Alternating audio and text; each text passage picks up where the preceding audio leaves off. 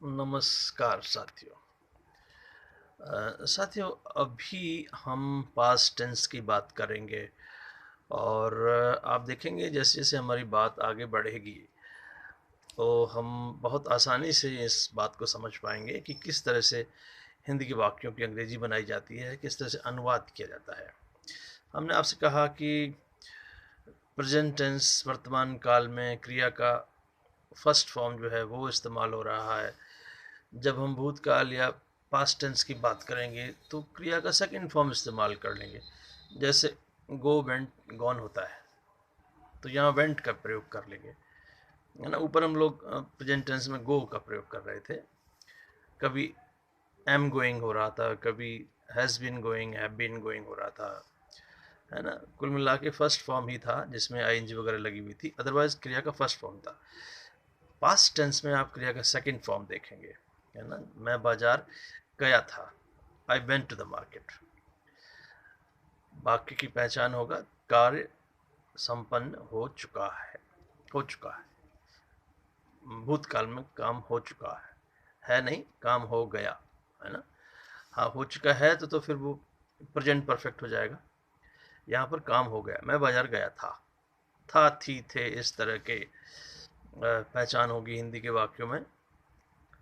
जैसे हमारे भूतकाल के वाक्य होते हैं, मैं बाजार गया था, इस तरह की बात होगी। और क्रिया का अंग्रेजी में सेकंड फॉर्म लगाएंगे। नियम एकदम वही है, कर्ता, उसके बाद क्रिया और उसके बाद कर्म, है ना। Subject, verb and then object. देखें, मैं बाजार गया था, I went to the market. बहुत आसान है, I went to the market, है ना। और मैं बाजार नहीं गया था, तो यहाँ पर जैसे आप प्रेजेंट टेंस में डू नॉट और डज नॉट का प्रयोग कर रहे थे, यहाँ फिर से थोड़ा फर्क है। यहाँ पर did not, DID, did not का प्रयोग। I did not go, did not के साथ फिर गो आ जाएगा, तो I did not go to the market, मैं बाजार नहीं गया था, है ना। तो नकारात्मक वाक्यों में डिड नॉट आ जाएगा।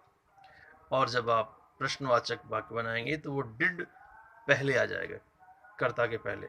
Did I go to the market, क्या मैं बाजार गया था, क्या मैं बाजार नहीं गया था, did I not go to the market.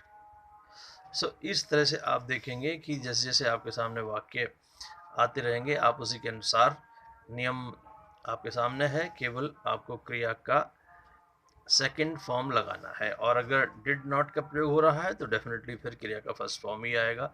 प्रश्नवाचक चिन्ह अगर आ रहा है तो भी आप फिर क्रिया का फर्स्ट फॉर्म ही लगाएंगे कि did I not go, did I not गो, क्या मैं नहीं गया था, मैं नहीं गया था, आई डिड नॉट गो। मैं गया था, I went to the market. So क्रिया का सेकंड फॉर्म यहाँ लगेगा। प्रेजेंट टेंस में क्रिया का फर्स्ट फॉर्म लगता रहा। वहाँ मैं बाजार जाता हूँ, प्रेजेंट टेंस, यहाँ मैं बाजार गया था, पास्ट टेंस। तो ये वर्तमान और भूतकाल का जो अंतर है वो अंग्रेजी में भी बहुत ही स्पष्ट रूप से डू या डिड, है ना, do not, does not, did not, इस तरह से अंतर करते हुए आप किसी वाक्य को आसानी से अंग्रेजी में परिवर्तित कर सकते हैं। नमस्कार। आपकी जो पूरी ट्रांसलेशन की सीरीज़ है, मुझे लगता है आज और कल में समाप्त हो जाएगी। आज हम कोशिश करेंगे कि आपके पास्ट टेंस के चारों भाग को आपको बता दिया जाए। कल फ्यूचर की बात करेंगे और इस तरह से हमारी आपकी चर्चा होती रहेगी। आप प्रश्न पूछते रहिए, हम आपके साथ अपनी बात को रखते रहेंगे। हमारा आपका आदान प्रदान चलता रहेगा। धन्यवाद, नमस्कार।